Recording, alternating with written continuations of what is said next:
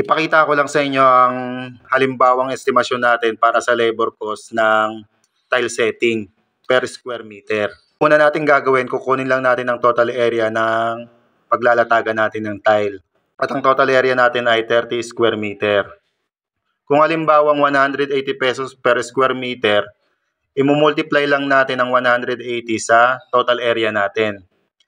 30 square meter times 180, ang kinalabasan ay 5,400 pesos para sa total area na 30 square meter.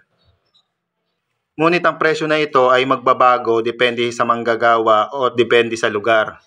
Depende na lang sa mapagkakasunduan at depende din sa laki ng tile o sa pagsasalpakan ng tile. Magkaiba kasi ang presyo sa sahig, magkaiba rin sa pader. Pwede rin naman per tile. Kung halimbawa ay 80 pesos per tile, i-multiply lang natin sa number of tile. Ang 30 square meter, i-divide lang natin sa total area ng tile. Ang nilalabasan ay 83.33 pieces. Gawin na natin 84. I-multiply natin sa 80, ang kinalabasan ay 6,720.